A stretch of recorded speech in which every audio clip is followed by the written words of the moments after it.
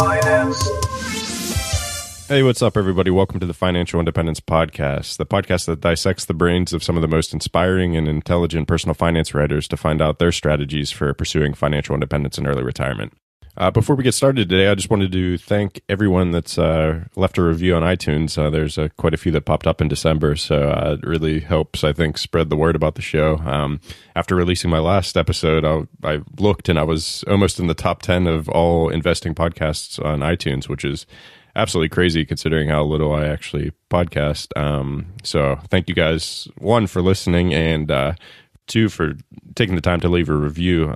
If you're still interested in leaving a review, that'd be great. I'll put a link in the show notes, and you can just click that and say hopefully something nice about the show, and that'll help spread the word some more. So today on the show, I'm excited to introduce my guest. It's M.O.N.E.Y from budgetsaresexy.com and rockstarfinance.com, and soon to be a new podcast with Paula Pant from affordanything.com.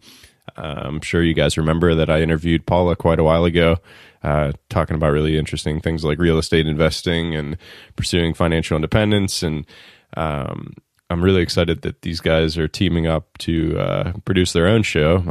And they were actually kind enough to interview me for the show a couple of weeks ago. I'm not exactly sure when that's going to get released, but I imagine it'll get put out before I put this show out. So just take a look in the show notes, and there should be a link to that episode and to the new podcast. I'm pumped that Jay's here with me today, though, because this is a long time coming. I first met Jay back at a conference, I think back in 2013, and man, just the nicest guy. This is back before I even considered myself a blogger, and I just, I felt awkward being at a financial blogger conference, to be honest. I was like, man, my site's small. I don't know what I'm doing. But Jay was one of the first people I met, and he was just so nice, and he was saying really nice things about my writing and stuff, and it just, it made me, it was like the first time I actually felt like I was part of the community. So we've been good buddies ever since. We always meet up at least once a year for beers at these conferences, and I was excited to just have a chance to sit down and pick Jay's brain, because he's been in the game for a lot longer than most people, and he's seen lots of changes happen over the years, and I just wanted to talk to him about that and talk to him about all the stuff he's learned after writing for nearly 8 years. So yeah, without further delay, Jay, welcome. Thanks for being here. What's up, Mr. Scientist? Not much, man. I'm really glad we're getting the chance to do this. We've met and hung out quite a few times in person already, so it's about time I got you on the podcast to really dive into your brain, because when I see you in person, it's just usually just beers, and you're getting pulled into like 5,000 different directions. So yeah, I'm a chatty Cathy. You are what I aspire to be at conferences. So if anyone out there goes to any conferences where M.O.N.E.Y's at, you just need to look at him, and he'll teach you exactly how to do it. I'm still practicing, but yeah, it's amazing what you do in a short weekend there. Well, man, I'll tell you, I'm good at the socializing part, the doing the business, which a lot of people are doing. Their actual work I'm not so good at, but we pick and choose our stuff, our skills, and what we like to do. Absolutely. You're building relationships. That's the important thing, which is, yeah. Yeah. I mean, honestly, like at the end of the day, with all this blogging and podcasting and everything, I just love the community, Absolutely. Like talking about money, ideas, crazy stuff. And if you could do it with a beer in your hand, face to face, man, it's awesome. That's I love the best part. Yep, I completely agree. So yeah, so people who may not know about your site, which are probably few and far between at this stage, can you just talk about, what is Budgets Are Sexy, and then we'll start, getting into how you got there. Yeah, so I started budgetsaresexy.com back in 2008, and it's pretty much just it's honestly like a diary of my money. It's pretty personal. I'm not good at like, here are like the 10 tips to do this and that. Like, I'm not a writer at heart. I like just getting ideas out though, and I like starting conversations with money. So usually what happens is something in my day life, whether I did something awesome with money or stupid with money, I'll blog about it and then let it open for discussion. And we have a good community of people that ask questions and tips and stuff in the comments. But yeah, it's just pretty much my avenue to get the discussion going. And you've been doing it since 2008, is that correct? Yeah, so 2008, we my fiance and I at the time bought a house. Pretty much like when the peak of the market happened, and then it like dropped a little bit, and we're like, oh, like we should buy a house. Like all our friends are doing it. like it's like the next step to do. And this is before I knew anything with money or early retirement or any of that stuff. I just was pretty much going with the flow and copying people, to be honest with you, like trying to figure out how to be an adult, Right. So we actually started looking for a 2-bedroom apartment to rent, randomly stumbled across the house and thought, you know what, let's buy this thing. Within 48 hours, no money down, like literally I didn't put a penny down on it. We bought like a $350,000 house in the DC area. Wow. And I was like, oh, I was never bad at money, but I was never good. I was just kind of even all the time. And I said, oh, let me Google budgeting. I should probably have a budget, right? And I kept coming across like all these stories of people's money online. Like, here's my net worth. Like, here's like how I saved, $10,000. And I don't know, me, I connect with people more than, companies or organizations, I guess. Sure. So that really, for me, like hearing like a person as if we were like having a coffee together, just tell me their journey was really influential for me. And after a couple of months of reading that, I thought, you know what, I'm just going to talk about my journey. And, all these people like write so well and they're very like conservative. And I was like, I'm just going to be me. And I started like cursing and talking about beer and saving and pre-partying and all this kind of stuff, which was fun for the first few months. And I started getting an audience. And then once I started getting an audience, I was like, man, this is addicting, like it was fun. And then like after 6 months when like an advertiser was like, hey, I'll pay you $20 for this. And I was like, what? I'm going to get paid? Like, this is awesome. So it kind of just snowballed from there. That was 7 years ago. And after about 2 or 3, I think after 3 years, I went self-employed, and I've been self-employed for about 4 years now, just blogging and doing online projects. That's amazing. So what were you doing before you made the switch to full-time blogging? I was kind of a job hopper. My dad was in the military, so I was used to, traveling every 2 years for, when I was living at home. And after I got to college and graduated, I kind of was like, oh, I'm going to go and move to New York City and be a famous graphic designer. That's what I went to school for. And then I got to New York and I was like, people are really good here and they like really care and they're hustlers. And I was not at the time. So I ended up working like customer service, Old Navy for quite a while. And then I kind of went back to the Virginia, DC area. And I started doing, like, I worked at E-Trade for a couple of years. I just kind of, wherever, like, I was trying to get like my first like 9-to-5 job, Right. And I somehow stumbled across like the startup scene back when like ringtones were really big. I worked with the company, and those companies were good. And that kind of was like my first foray into like not like a suit and tie kind of job, I guess. And that's when I started the blog, really. Like I hadn't had a job more than 2 years in a row, probably.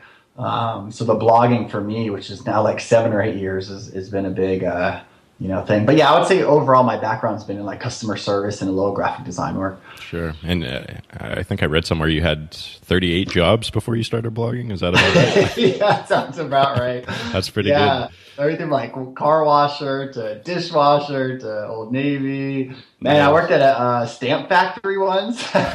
No way. It was crazy. The security at stamp factories, I mean, you couldn't have pockets because, like, to them, the stamps were like kind of like currency. Right. So if you were to like steal one like handful of stamps, it could be like $5,000 worth, right? Oh, right. Because they're tiny and packed. So like security guard, I mean, metal detectors, it was crazy. Nice. Oh man, that's cool. So so you started the blog. You're doing it for a couple years, and you're starting to see that you're actually making some income. So how did you make that full-time switch to being, a full-time blogger? It kind of two things happened at once. The more that the blog was taken off, the more time I started dedicating to it. And at one point, I was probably working about 40 hours a week on the blog, like nights and weekends. And then I had my 9-to-5 too, which sometimes I would do my blog work there too.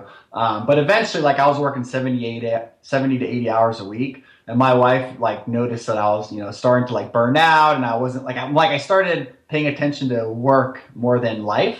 Mm-hmm. And she said, look, you got to kind of make a decision here. So I figured, well, I can't stop the blog because it's taken off and it's like the only thing I'm actually like passionate about, Mm-hmm. So I started saving. My goal is for in 6 months to save like 40 or 50,000 in cash and quit. And then I'd have a little, emergency fund saved up, and I can try and see if I could do it full time.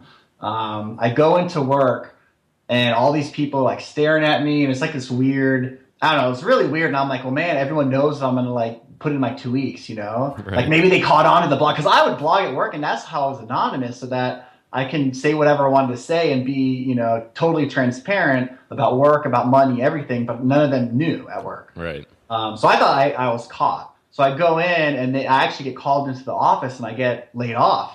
And I'm like, what the hell? Like, I'm the one supposed to be doing this, Right. So literally that day forward, I was, a full-time blogger.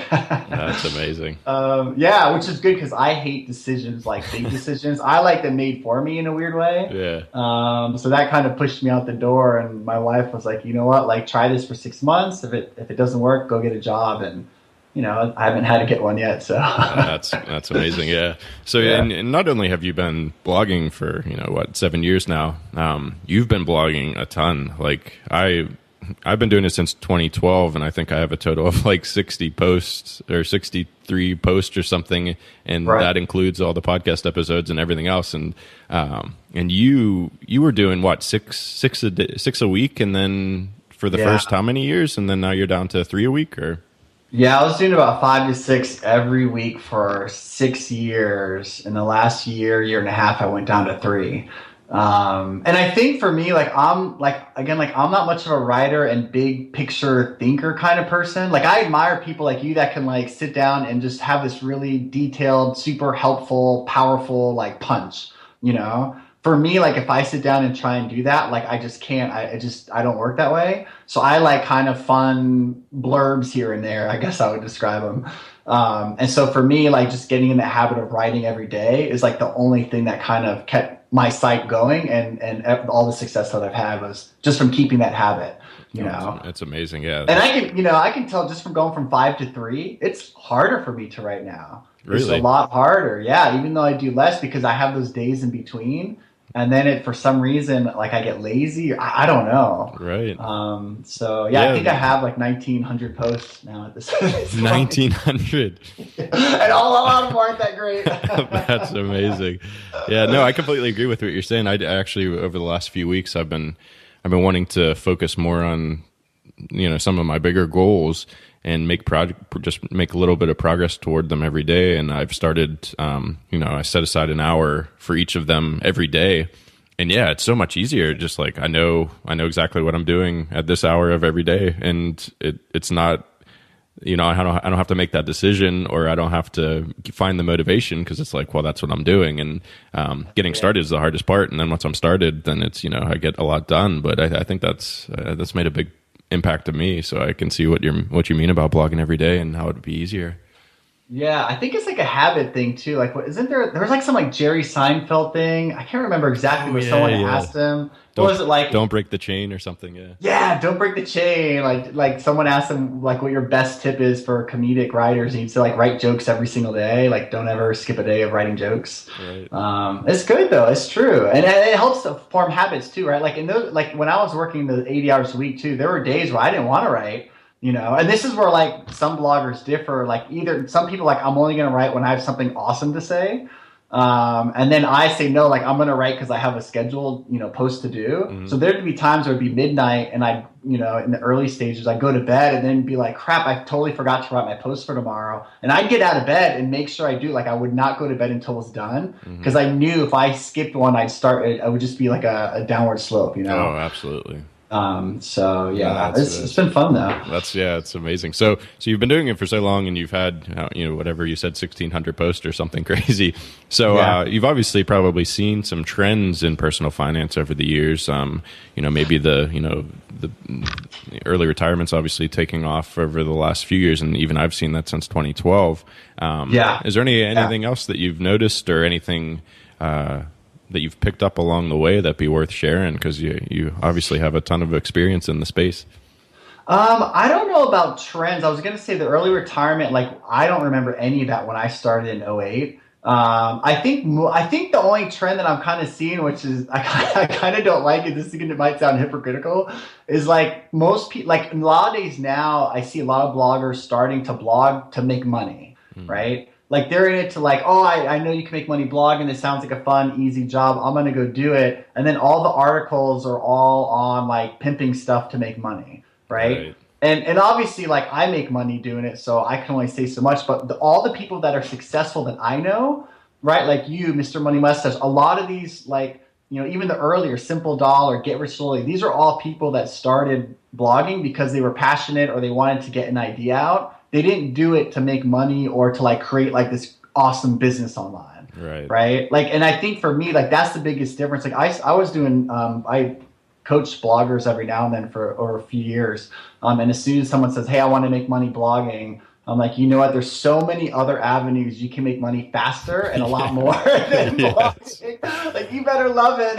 Oh, exactly. If I calculated, my hourly rate for what I've made, I can't even imagine how low that would be. But you're exactly right. You have to love it because there's no way you could, especially at the output level that you're at. Even at mine, I couldn't do it unless I really was interested in it. So yeah, I imagine these sites would probably just fizzle out after a while, unless they started making a ton of money, and then I guess that would motivate anybody to keep going, I guess.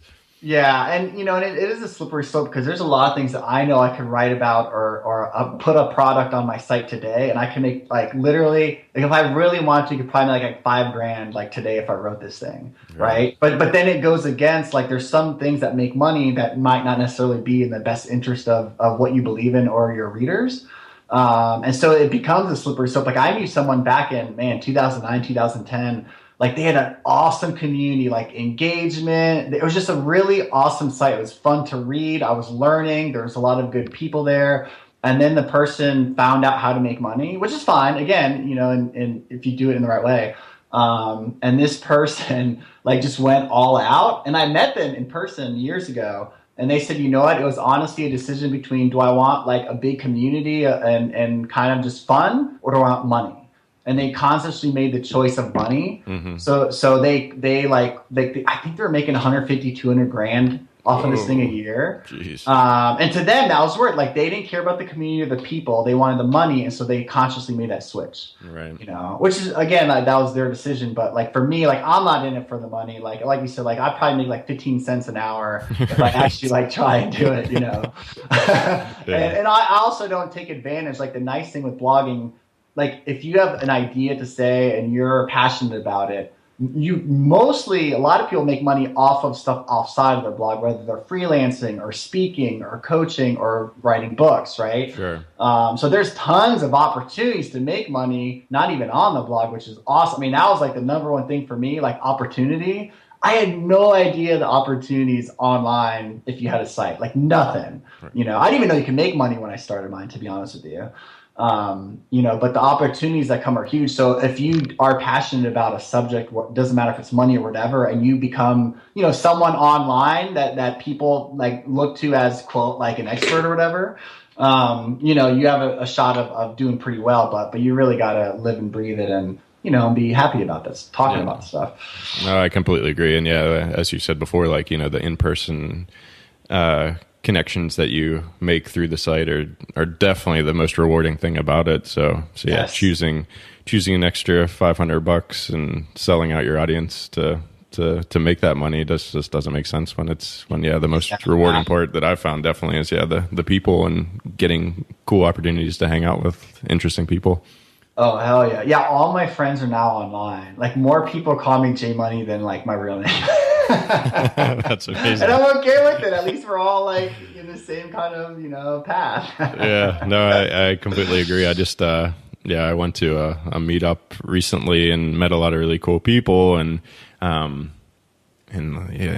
asked for my Facebook account and like my personal one, and they're pretty. My personal life and my mad scientist life have been pretty separate. But I realized I was like, I really connect better with these people than I do my real friends these days, because we're just such on different paths, that I was like, yeah, of course I'll of course become friends with these people on Facebook or whatever, or share my personal email and stuff. It just makes a lot more sense because I just connect so much better, and we have much more things in common. So it's very cool. So that's one bad trend. Is there any sort of obviously you write about a lot of really cool technology that's emerged in personal finance and stuff. Is there any standouts there? Yeah, that's a good one.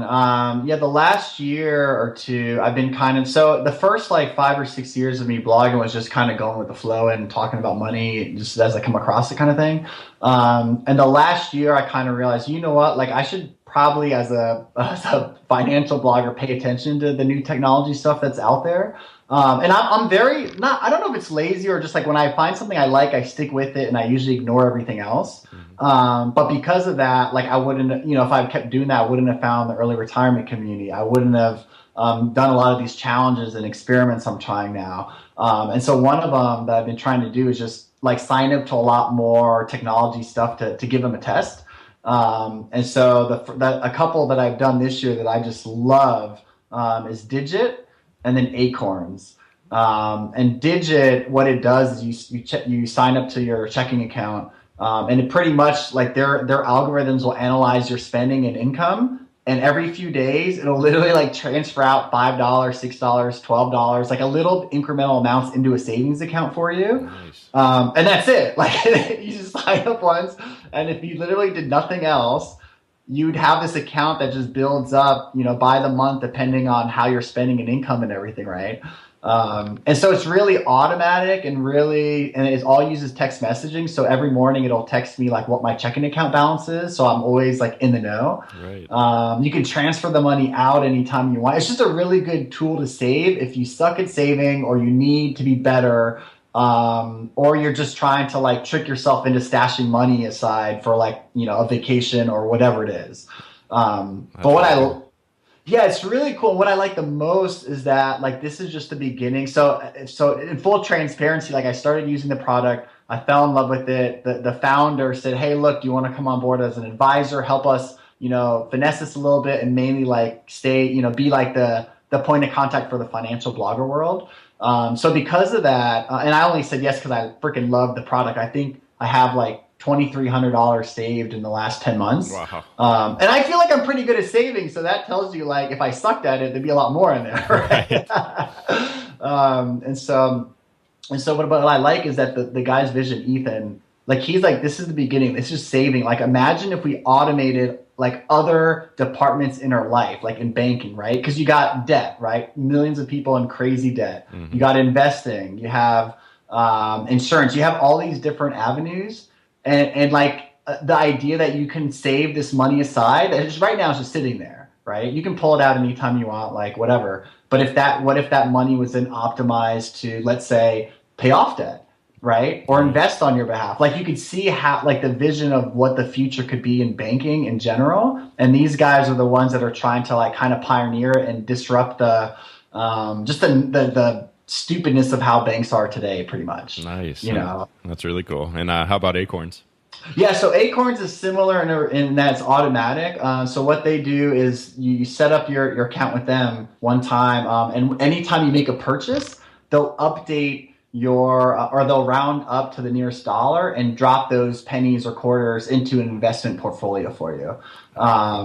Yeah, so like if you swipe, depending on how much you shop, of course, like I average around $20 or $30 a month just from like spare change going into an investment account. And they help you with, like what kind of, risk tolerance and all that kind of stuff. But if you suck at investing or just need to get started, that's an easy way to do it too. That's cool. I remember back in the day, Bank of America used to do that with their debit card for like a few months or something. And it was like, is it not going anymore? I don't think so. Cause it became or I think it may be still going, but they used to match it. So if you spent $1.01, 99 cents from your checking account would go and they would match that 99 cents. So like I became obsessed and I was just going mental with it, and it was, completely insignificant amounts of money, but I was like, man, free money from Bank of America. This is the best. Hell yeah. That's cool, man. Yeah, that's I'll put links to both of those in the show notes and people can go check them out. I think that's like I think the technology is now trying to make it super, especially with smartphones, and like most people, like, it's not that, some of us are lazy, but some people just need to be told what to do or just do it for them. Yeah. And that was like the biggest thing when I started coaching. I did money coaching too for a little while. And there'd be smart people like lawyers, doctors, people making like hundreds of thousands. And they were just making so many decisions on a daily basis. Like they knew they had to be better with money, but they're just like, look, I need you just to tell me, like, you know, my goals, tell me what to do. I'll just do it, you know? And it's crazy because these are highly sophisticated people that suck at managing their money, Yep. they're tapped out with trying to like optimize and make every decision of their whole entire life. Right. And it's why you see like Obama and all these people like wearing the same outfit all the time. Right. Like that's a whole new trend too. Like in minimalism, you wear like the same outfit every day, the whole year. It's one less decision to make. Right. Exactly. Yeah. I love it. Decision fatigue and all that. Yeah. Oh yeah, I love that, man.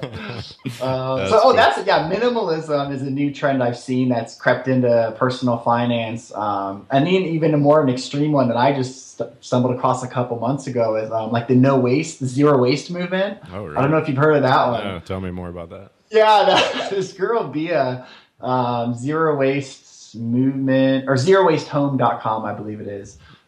She's a family of 4, and in 1 year of the amount of trash that she produced filled in like one tiny like mason jar for the whole family of 4 in one. It's insane. Wow. So, zero waste home. Yeah, zero waste home. All right, I'll link to that as well. But the concept is like a lot of us just throw away stuff and we don't pay attention to what we buy and consume, and it all goes in landfills and bad for the environment, you know, all that kind of stuff. And I'm not like a environmental, like I try my best, but I think what's interesting about this is that it just gets you to stop and like make conscious choices of what you're doing.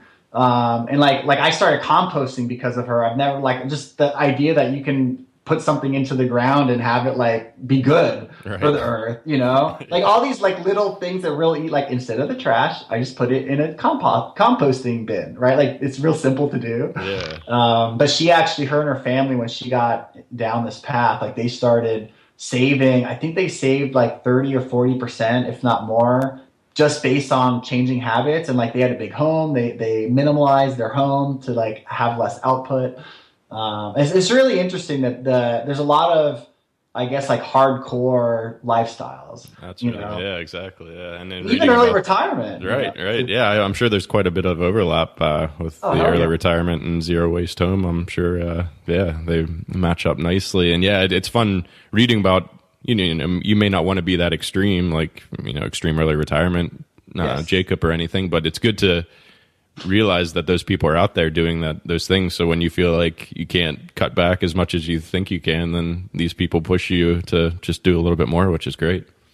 Yeah, and I think you hit it on. If you can, like, if there's certain lifestyles that you like I like minimalism, I like early retirement, I like zero waste. Like I can't do any of those to the extreme because I just not, especially with kids and a wife that aren't like far away from my lifestyle, like my mentality. Yeah. You know, so you pick and choose the ones and combine them into your own better lifestyle for you. You know. Yeah, no, that's great advice. You mentioned challenges. Yes. That's something else I wanted to talk to you about because you wrote an amazing post called "Become a Mad Scientist with Your Money," and not just because you gave me a really nice shout out at the beginning. That actually is one of my favorite posts you wrote. So that was definitely icing on the cake. So I appreciate that. But yeah, you've just been challenging everything over the last year, and you've definitely inspired me to start challenging more because I realized I was pretty much in set in my ways. And can you talk a little bit about what you've been challenging and what the outcome's been? Yeah, in a nutshell, actually it was something Mr. Money Mustache said about, like, I've always been on the side of earning more income most of my life. Like, I thought, like, the more I earn, the more I can save and do everything else. And I think, like, people that are in this early retirement thing, it's kind of getting me to think more about the expenses part. You know, like, for example, like, so to unwind a little bit, for 1 year, I decided to challenge most of my recurring bills. So my phone, my iPhone at the time, my car insurance, my cable, stuff that's like every month I'm so used to over the years without thinking. Like I paid like $170, $80 a month for our iPhones for like 5 years or 4 years or something, right? Wow, yeah. And I just the way it was, And so Mr. Money Mustache one time said, hey, like if like every amount that you don't have to spend to live, like, or what is it? Like for like as much as you cut off in expenses, like you don't need to earn to live down the road, something like that. Like I'm totally butchering it, Right, but right. Yeah. pretty much You like save. You not only save the money up front, but you don't have to accumulate money to pay for that expense for the rest of your life, pretty much. yes, exactly, yeah, but very well. That's why you're the podcast host. And so when I saw that, I was like, oh, I never really thought about that. Like I just assumed I was going to need millions of dollars to retire one day, you know. But it's true. My lifestyle costs $1,000 a month versus $10,000 a month, I can retire a lot earlier, Sure. right? And so I just started looking around at all the things in my life that I took for granted that I could probably do better if I actually paid attention. The iPhone was first, so I kept hearing about Republic Wireless, and I was like, you know what? All I care about on this phone is, I need it to call, I want to text, I want to send pictures, and because of our lifestyle, like I want internet, right? And so I went with Republic Wireless, which is a famous, popular one amongst us financial bloggers. And so I went down from like $180 now to $50 a month for the wife and I, which is $130 savings every month, which is crazy, right? And at first my wife was like, no way in hell you're not getting rid of my iPhone. And I thought the same thing, that was it. Like there's no question about it, right? But so what I did is I created a separate account, and every time I cut back expenses recurring, whatever the difference was, I would transfer into a separate account. And so I could watch it build up. And that one habit alone, like changed everything, because I saw every month that I had Republic that I was saving $130 or whatever it was, adding on top of each other. And so anytime my wife was like, I wish, this phone doesn't do what the iPhone did or whatever, right? I'd be like, well, look at our bank account. There's like $500 in there. And I was like, what would you rather have, $500 or this one feature of the iPhone? That's really good. It's crazy. And so like that over the year between the phone, cable stuff, I started selling stuff. Like I literally look around my home and I think, what would I rather have? That item sitting here collecting dust or cash, Right. And mostly I pick cash. So in the year of me doing this, challenging all these aspects of my life, I made 5,400 something, which pretty much was almost exact to maxing out a Roth IRA. Right. So I got like a free Roth IRA. That's amazing. That's really good.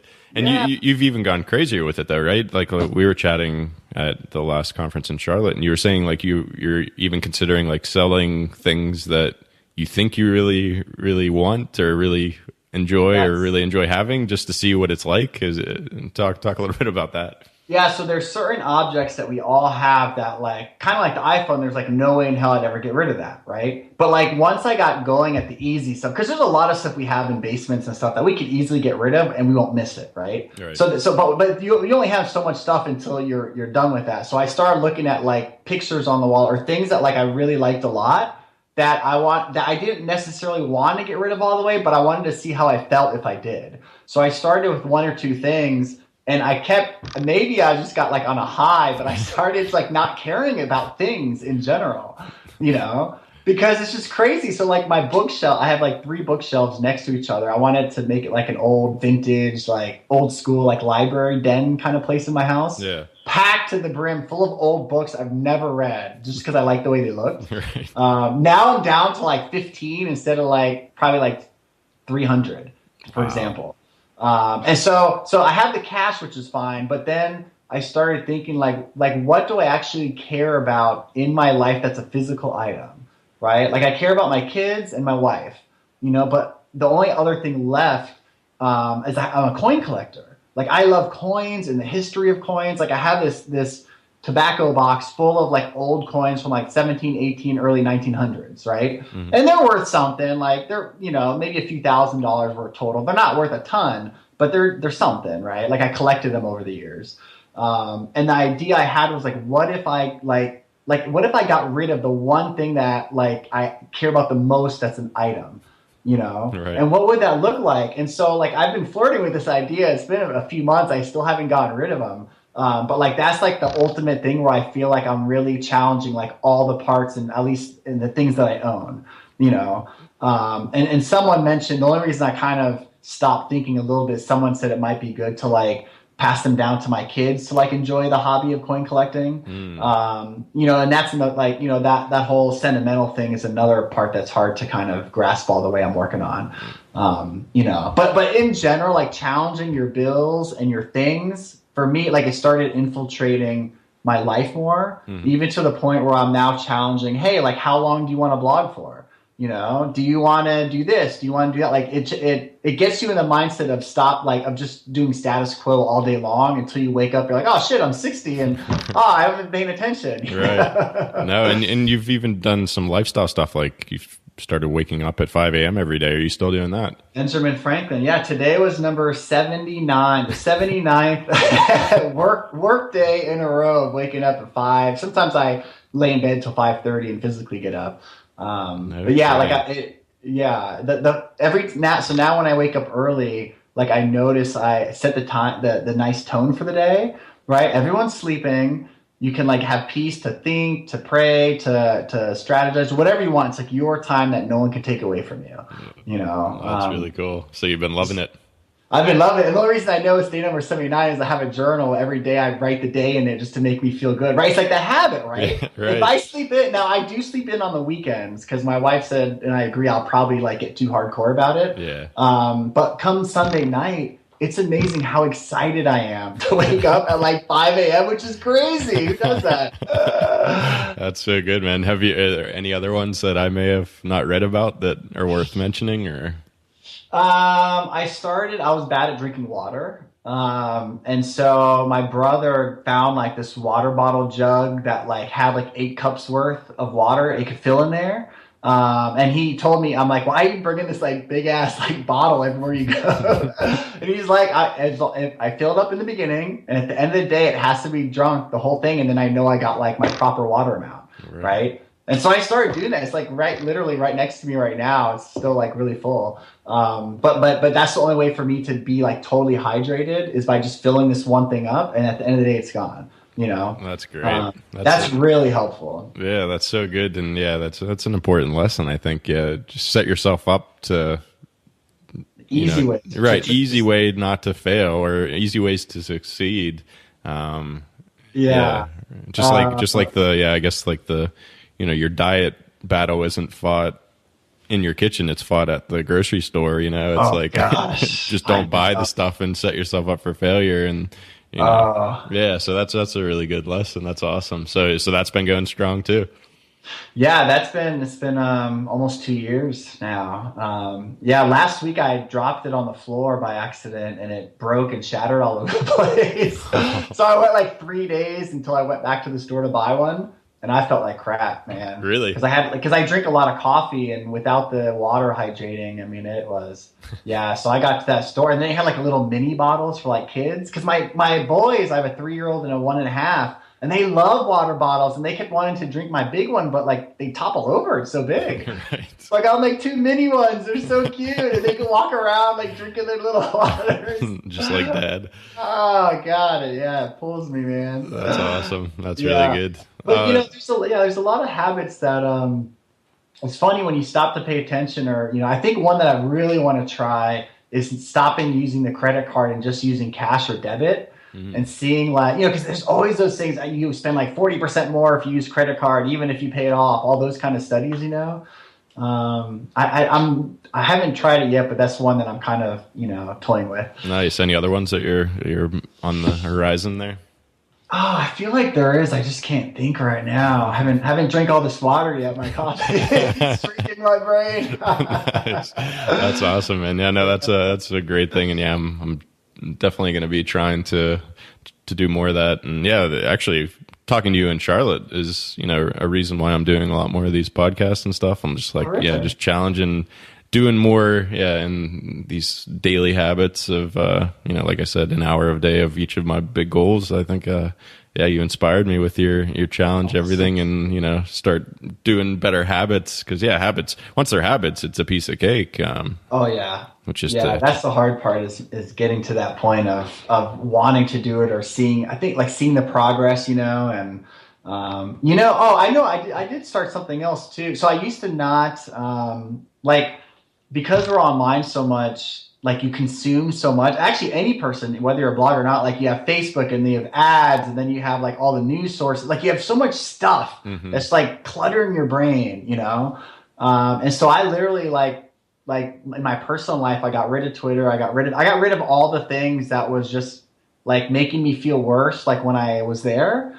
You know, like even Facebook today, if I get on there for my blog stuff, like for whatever reason, I never leave Facebook happier than when I got there. Right. Yeah. It's really crazy, you know? Yeah. So like I'm more in tune of what's making me happy. Even if they're like like sometimes someone will like say something positive they did. And mostly I'm a positive guy. I'm like, yeah, way to go. Congratulations. But sometimes you get jealous, right? Like it's nature. Right. You know? And so even if I catch myself being jealous all the time, if I'm doing something, like I just have to stop doing it because it just kills me. It eats at me. Yeah. You know? Or if like they're like being negative all the time and then that eats at you.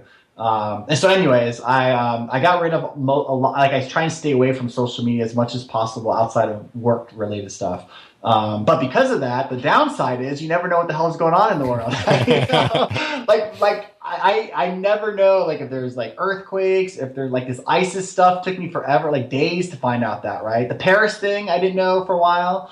Right. And so what I'm kind of stumbling across is there's a lot of like curation is really big online now.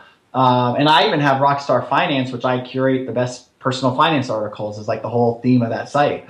And so I found places where you can get news that's like someone else out there is seeing it all, digesting it all, and then presenting it to you in an email really nicely and simply.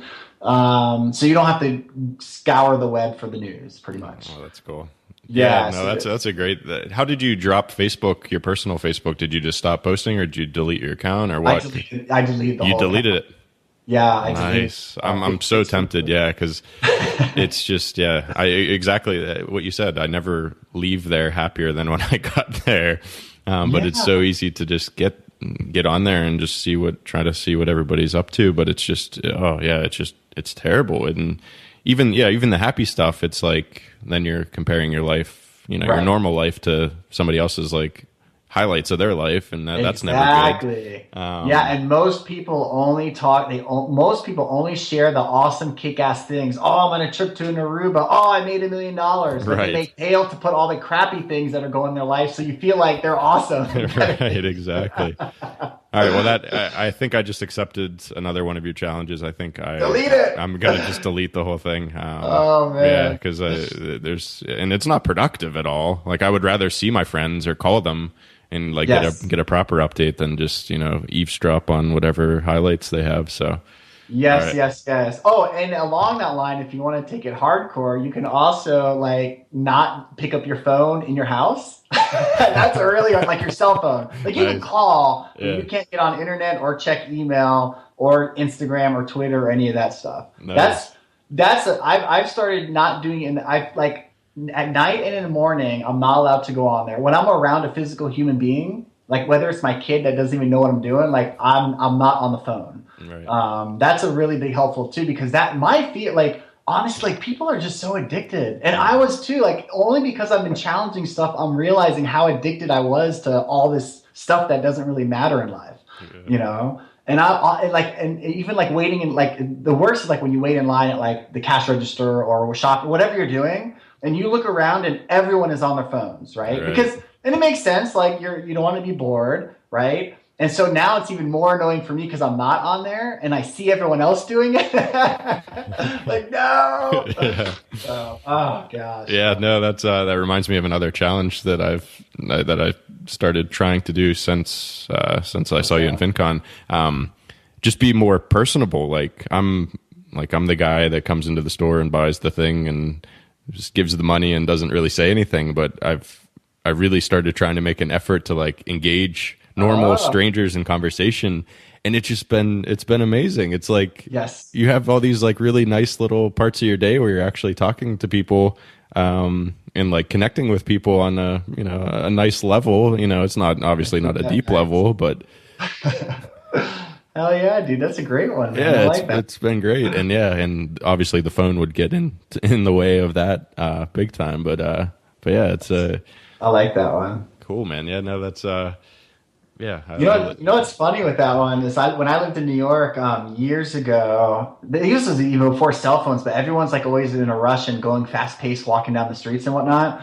And I remember one day, like this pretty girl, admittedly, walked by, and I just said hi. I don't know why. I just like literally I said hi, and I kept walking, and she stopped. This is like no joke. She stopped and hugged me and said I was the very first person to talk to her, like living there. Like she was living there for a whole month, and no one ever said hi to her or said anything to her in the whole month of living there. No I was way. the first person, and I was like, oh yeah, That is amazing. Yeah, that's so good.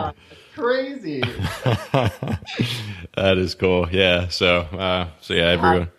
Hopefully we can. Yeah, you're already starting the movement of away from looking at your phone and obviously being personable at these conferences. And so yeah, hopefully it spreads. But yeah, I think that's a great call. Just setting down your phone.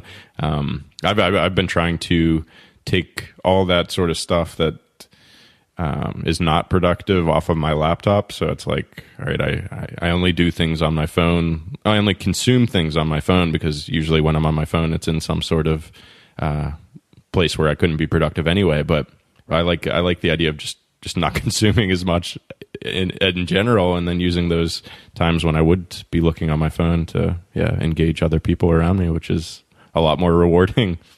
Yeah, and you'll notice too, like my biggest fear, especially with kids, is how fast time goes. Right. Like it just speeds up, especially if you wake up and you're on the phone checking, and then you rush, and then you get to work, and you're doing more work, then you're home, and then you're checking at night, and then there's stuff that like it just never ends, right? It keeps going. Yeah. And like when you're off of the phone, even though it's weird because it's quiet and you only have like, especially like if you're in bed, like you only have time to think, right? Because you're not looking at the phone or maybe doing other stuff with your partner.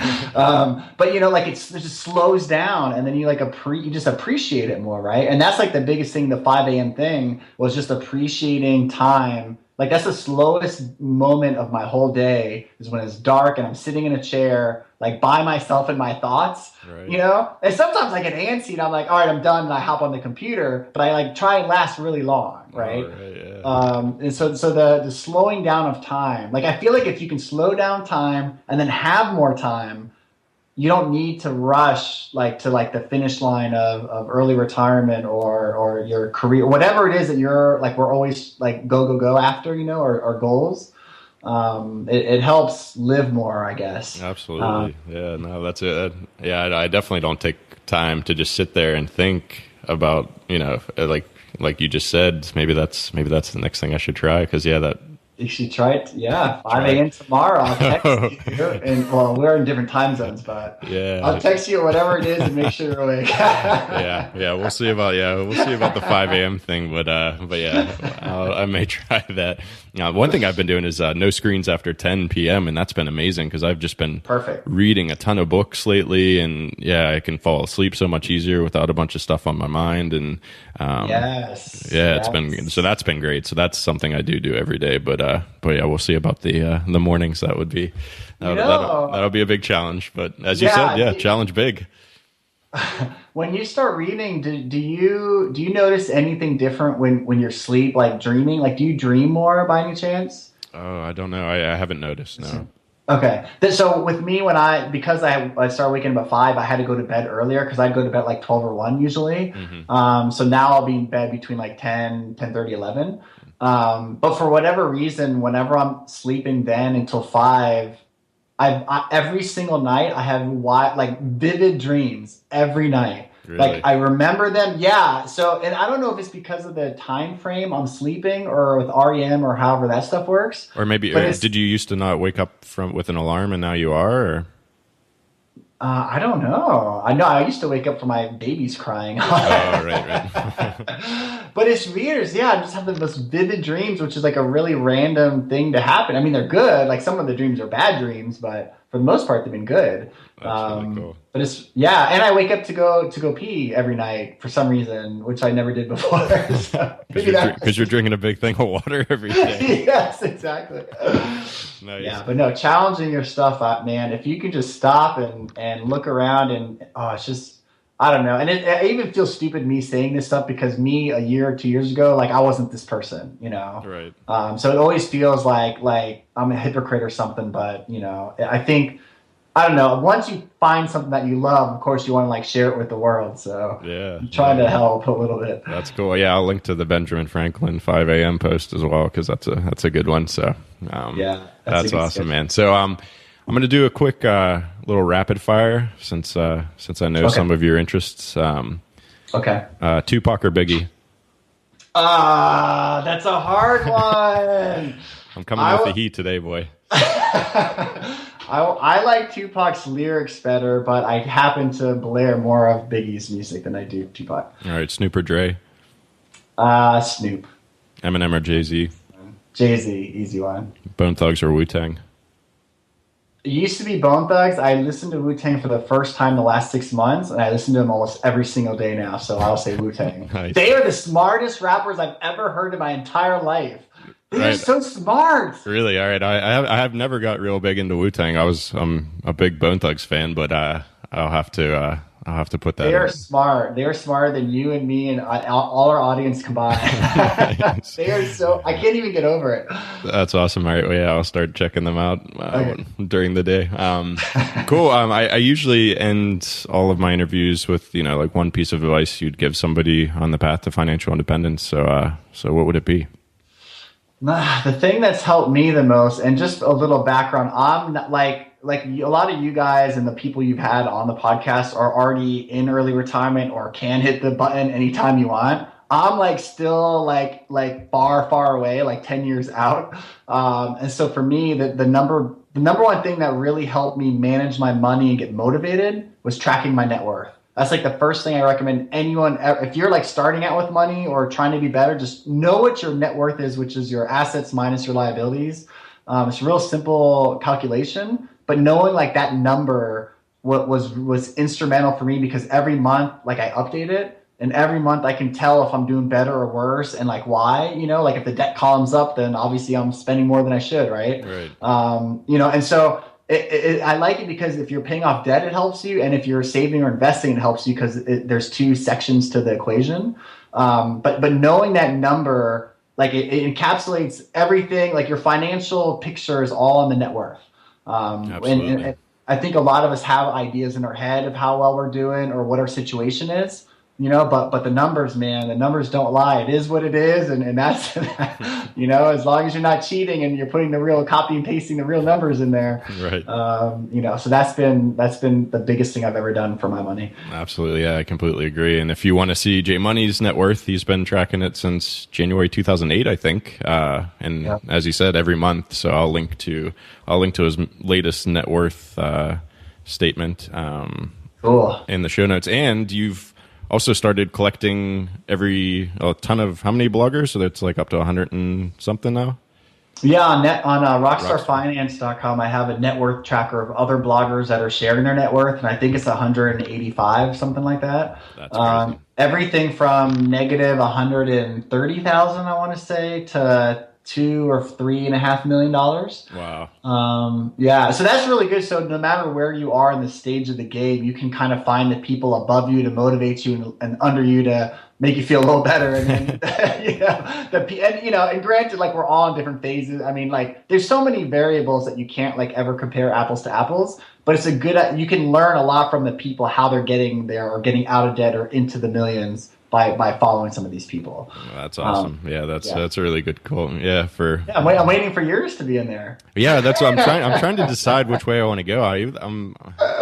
There's no way if I release my real name, then there's absolutely no way that I'll be sharing any of that. I'm just too proud. I hate talking about money. Like I'm mortified that some of my family members even know that I'm the mad finance because it's just like they sort of then know a rough idea of where I'm at financially, and it just makes me so uncomfortable to think about. But so yeah, I don't know. Either I'll stay completely anonymous and share it, or I'll come out with my real name and then not share it. So I'm still deciding what to do. It's a hard one, man, because even if you are comfortable and it didn't bother you, some people get weird in real life with money. Yeah, You no, know, I it's mean, that's why I've been anonymous too, and my wife still cringes when I post my net worth updates, and I'm not like anywhere near a lot of these people. You know, mine's like 450, 500,000 around there. But as time progresses, and as I have kids too, like all that privacy stuff gets weird, and right. in real life. So Yeah, that's weird. You can always divulge more, but you can never take it back. So Right, keep right, that in exactly. mind. That's what really freaked me out because like I told my mom just because it was becoming such a big part of my life, and like I was going to a conference or something, and I was staying with her first, and I was like, I got to tell her. And then I told her, and she did the proud mom thing, and she sent it out to everyone in my family. No. And I was just Oh my mortified. And then luckily, I don't think a lot of them read it or have kept up with it. But yeah, it's just, and yeah, I've had some weird conversations with certain family members that I'm like, am I weirding this out because it's in my head so that I know you know, or is this actually weird? So. I will tell you that most people don't care or they don't understand what you're talking about anyways. And they're like, oh, this is boring. I don't care about money. And they don't even know like the like how far you're actually like going and helping people. So like I have friends, I've told people 8 years ago and they still ask me, what I do for a living and what my blog is. They don't care. People just don't care. Right. That's very true. Yeah. So that's probably, some people do, obviously. I've had some stalkers and some people I wish I didn't tell. But yeah, you're doing good. You don't let me pressure you, but when you want to be on that list, I'll gladly put you on there. Awesome, man. Thank you. Yeah. And speaking of Rockstar Finance, we haven't really even dove into that very much, but it's an amazing site and you curate 3 articles a day. Is it just 5 days a week? Yeah, Monday through Friday, we scan. I have a friend that helps. We scan, 100, 200 different articles and pick out a 3 favorite on money. It's that part hurts with the consuming part. That's the next step. But yeah, the point is just to share cool stories on money and motivate you, but not all from the same blog. Like you and me, like we have good articles and we have bad articles, but like not everything we do is like awesome, right? Yeah. And even if it was, we have our same thoughts on it. Sure. Right? Like we're so this is a good chance for you to get to know other types of bloggers and journeys that are going on, in a really simple, easy way. And this what I'm finding, it's a lot of the bloggers are, man, someone yesterday emailed me and said they're going to be on like the Today Show now. And the person found them through Rockstar Finance, which is, I just love it, That's amazing. Like, yeah, I send people away to blogs. Like, you're not supposed to do that in the blogging world. You're supposed to keep people on your site and to like grow your page views. Right. The whole site is set up to send people away. That's awesome. Yeah, no, it's amazing. Like I love it because as I've gotten busier and I can't read as many things as I used to be able to. But it's so good because it's you do a little snippet and then I can see within 3 seconds whether I should click through and read the actual article or not. And because when I get a full article, I feel like I'm obligated to read the whole thing. Right. For some weird reason, I can't skim very well, and I can't just ignore stuff very well. But that's funny. So yeah, it's perfect for me. And you're curating links of like your favorite blogs as well, which is great. And thank you very much for putting mine on there as well. Yeah, dude, I like your stuff, man. Your stuff, it takes me a while to read because it's a lot of numbers and smart stuff in there. For A to Z, it's not the best, but you are doing better with pictures and graphs and stuff. Yeah, I'm trying. Yeah. But so yeah, anywhere else people can find you? So obviously budgetsaresexy.com, rockstarfinance.com. Is that the best way? Is there your email address there if anybody wants to get in touch? Or yeah, I have jmoney.biz, just .biz, which is just like it's like one page of everything that I'm doing and projects I'm working on or consulting on and stuff. But yeah, any of those sites you can find me, and I'm on Twitter at budgetsaresexy. Twitter is like the one thing that I do spend time on. Cool. So I like that. But yeah, thanks for having me, man. And if anyone has questions, feel free to ping me, and happy to help however I can. Nice. Yeah, I'll link to all that. I'll link to all those sites and your Twitter account on the show notes and everything, so people can find you. Link to Daily Skim, or is it theskim.com? I don't know. That's the newsletter I get that tells me the news every morning. Oh, cool. All right, yeah. What is it? Best Skim or? It's SKIMM Skim. I think it's theskim.com, something like that. All right, I'll Google SKIMM and then I'll put the real link in the show notes. Yeah. A lot of like even like Oprah reads it. It's like every morning it like sends you an email of all the news that you need to know, pretty much in a fun, snarky way. Oh, nice. Yeah. Cool, man. Well, thank you so much for taking the time to talk to me. This was a lot of fun, and I'm glad we finally got around to doing it. And I really appreciate it, man. Cool, man. Have a good day. Thanks so much. All right, thanks. Bye. All right, bye. Finance.